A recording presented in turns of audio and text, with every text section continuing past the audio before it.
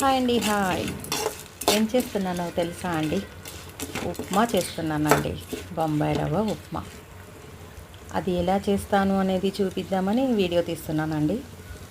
తాలింపు దినుసులన్నీ వేసుకొని బాగా వేగాక ఉల్లిపాయ ముక్కలు, పచ్చిమిర్చి ముక్కలు, అల్లం ముక్కలు, క్యారెట్, కరివేపాకు అన్నీ వేసుకొని బాగా వేయించుకోవాలండి.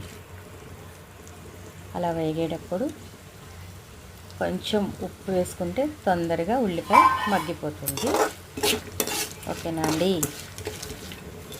ఇలా బాగా వేగాలండి, వేయించాలి. తర్వాత కొంచెం బొంబాయి రవ్వ తీసుకొని, మీరు ఎంత చేయాలనుకుంటే అంత రవ్వ తీసుకొని, మనం ఇవన్నీ వేయించుకున్నాం కదండి, దానిలో ఆ రవ్వ కూడా వేసి వేయించాలండి. ఆ పచ్చి వాసన పోవాలి. చక్కగా ఉంటుందండి. వేయించేటప్పుడు స్మెల్ కూడా సూపర్ వస్తుందండి. బాగా వేయించుకోవాలి.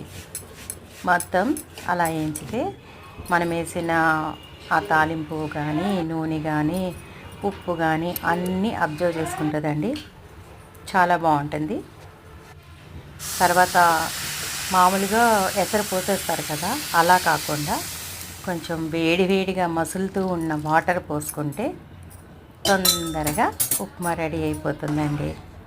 ఇలా పోసుకొని చూసుకోండి, ఉప్పు చూసుకోండి. కొంచెం కావాలనుకుంటే ఇంకొంచెం ఉప్పు వేసుకోండి. నాకైతే సరిపోయింది. ఓకేనా అండి?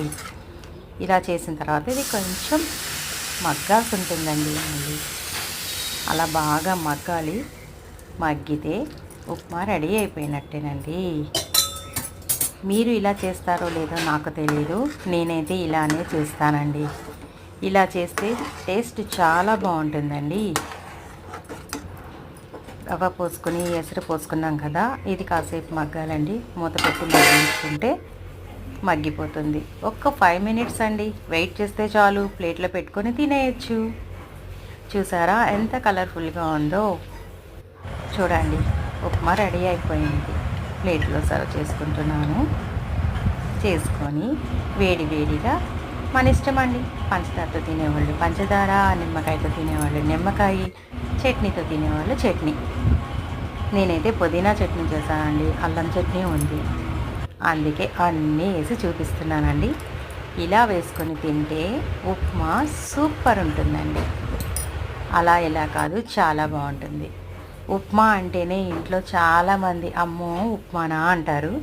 కానీ ఇలా చేసి చూడండి, వావ్ నాకు ఉప్మానే కావాలని పక్కాగా అడుగుతారండి. ఎందుకంటే దానిలో వేసినవన్నీ కూడా